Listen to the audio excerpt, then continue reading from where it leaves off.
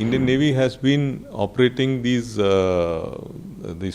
drones. We realized there is a need for having these drones for better surveillance and increased maritime domain awareness. 12,000 hours of operation have been undertaken. It has got the ability to keep large areas under surveillance. When there is a crisis or there is likely to be combat, etc., then there is a possibility of using it for detecting, tracking, and then and targeting also. The unmanned system, it has got long endurance.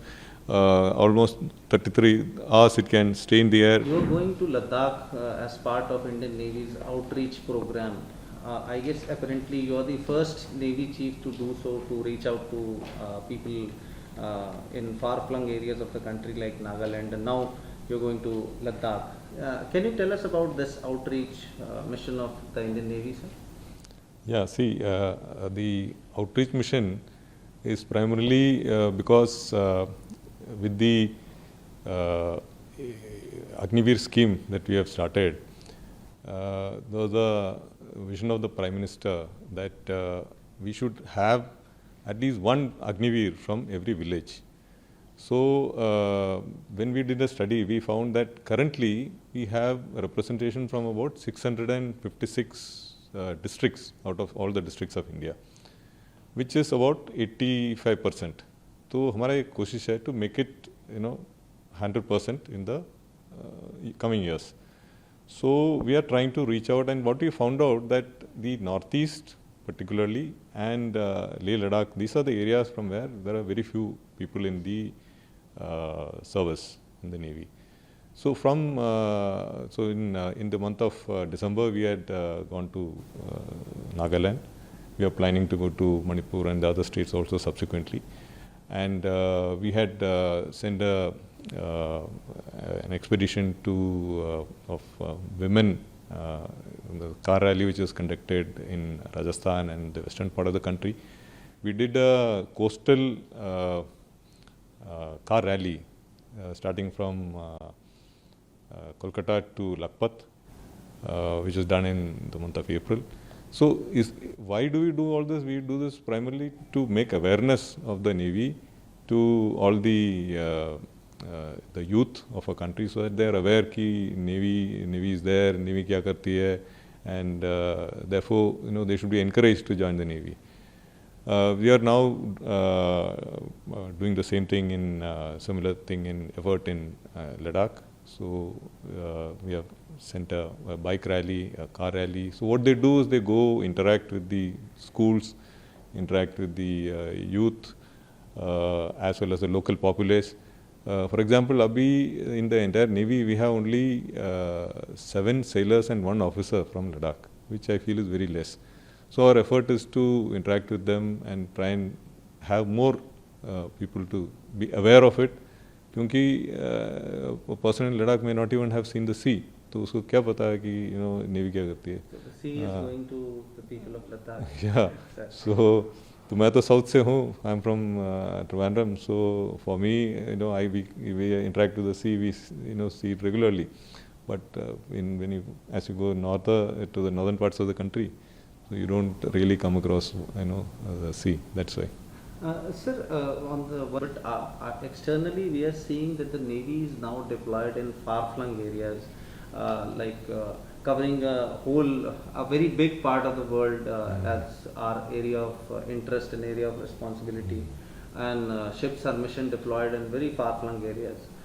Can you tell us how the Navy operations are changing and expanding in the current times, sir? See, navies always really operate far from the coast. So for us, the primary area of responsibility is the Indian Ocean region, or with the current thinking, and if you see now everybody is talking of the Indo-Pacific. That is the most important thing that is happening in this century, I would say. Almost 17 countries have come out with Indo-Pacific strategies. Essentially, everybody is keen that the seas, which are actually global commons, are kept free, open, inclusive, and there is a rules-based order being observed at sea. ताकि everybody is able to use the sea in a free and fair manner. So therefore, there are these international laws, UNCLOS, etc., which has to be followed. Why this is important? Because the entire trade of our country goes through the sea, and for India particularly, almost 92% of our trade by volume and about 68% by value goes through the sea. And similarly, almost 100% internet traffic comes through the undersea cables. So sea is very, very important for us. हमारा blue economy के लिए it's important. Fishing, the natural gas, then petroleum reserves, exploration, minerals. So it's a lot of resources are there in the sea, and we have to move towards that. So to protect our national interests, that is to protect, to preserve and promote our national interests wherever they are. क्योंकि हमारा अभी there are drilling platforms even in the Gulf of Guinea. There are some in various parts of the Indian Ocean, etc. So wherever हमारा national interest है तो उसको तो protect करना है. So therefore the Navy has got its charter to to reach out and do this. And the other issue is also that ये जो activities which happen at sea, the illegal activities, and whether it is illegal fishing, migration of personnel, smuggling, terrorism, this is all not just something that can be handled by one country alone. It is a problem which doesn't recognize any borders, any sea space, etc. So all the countries have to come together in that region to try and address the issue. So therefore, we have to work with all the countries, friendly foreign countries in the region, whether it is the smaller countries where we have to assist them, and therefore we engage with them. We participate in capacity building, capability development, multilateral exercises, training. Why do we do all this? So that we generate trust, and because of our mission-based deployment, our ships are outside deployed for longer periods of time. And a ship का ये है कि when a ship is deployed, it is always combat ready. और हमारा 4 roles होता है ships का, मतलब military, diplomatic, constabulary और benign role. Benign role में अगर suddenly there is some natural disaster in some country, then we can assist. Or emergency like what happened in Sudan. हाँ, like in Sudan. तो हमारा ship उसी इलाके में था, मतलब in the waters it was already deployed there.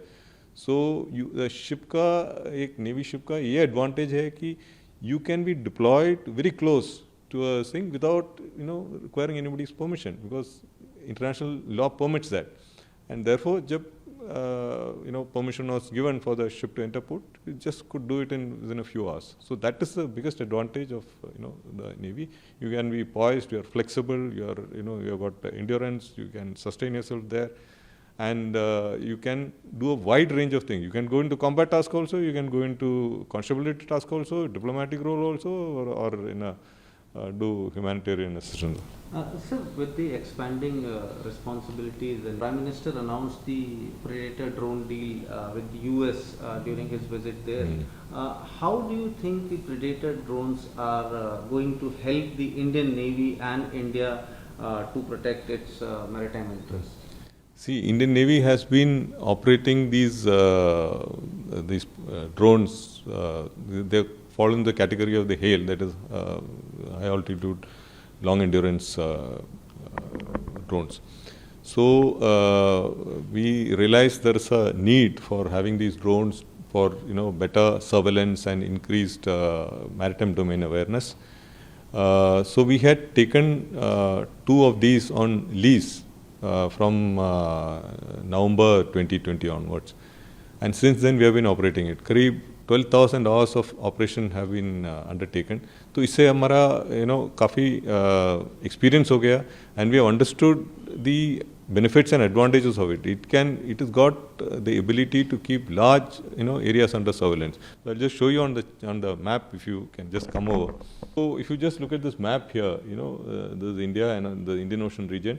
So it's a very large area. You have to keep almost it go as far as 2,500, 3,000 miles, to keep that area under surveillance for various requirements. That is, we need to know who's operating in these waters, क्या कर रहे हैं, किस लिए आए हुए हैं, and what is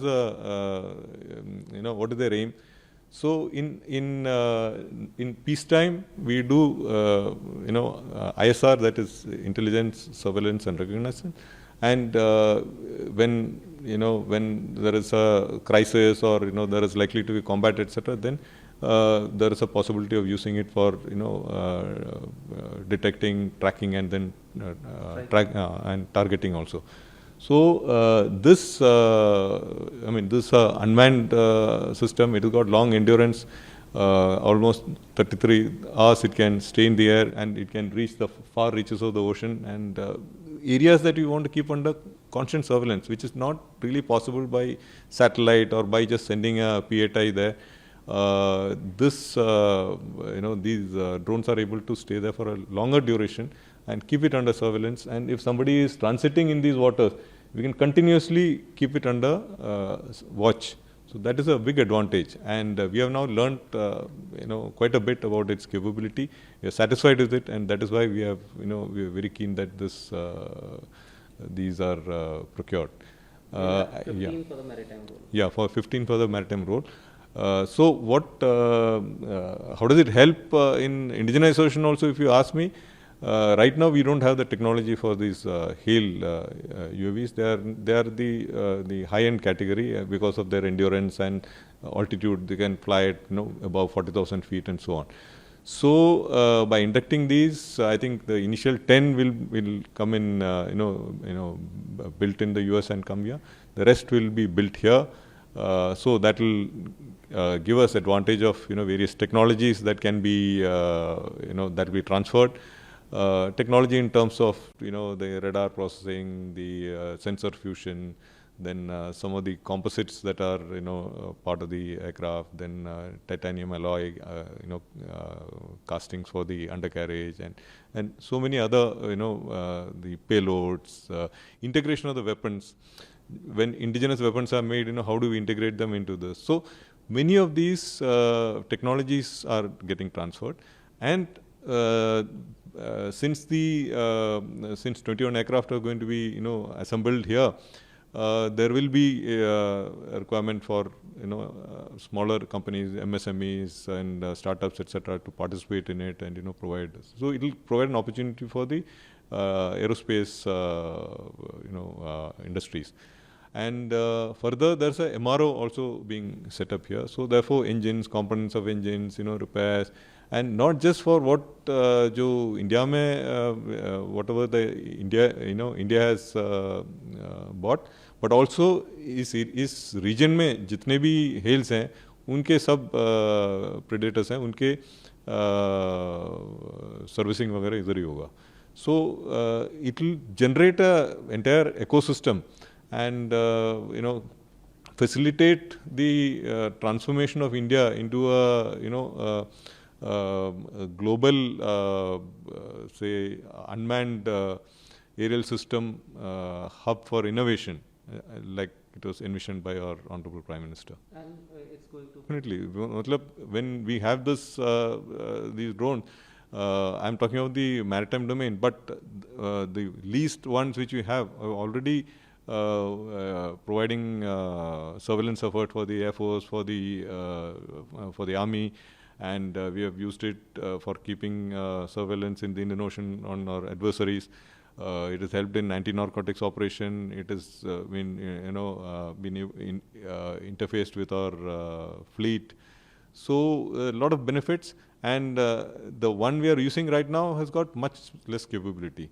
So the ones we are going to procure, they will have much better payloads, more payloads. It will have not just the maritime patrol radar and the AIS and UIR. It will have UIR laser. It'll have synthetic aperture radar. It'll have Comet, Elent, and it'll be hardened. It'll have collision avoidance systems. It can operate, multi RPAs in the same domain. Then ability to operate in aerospace where there is airspace where there is other civilian traffic, etc. So a lot of advantages will be there in that, and that will really be a capability boost for us.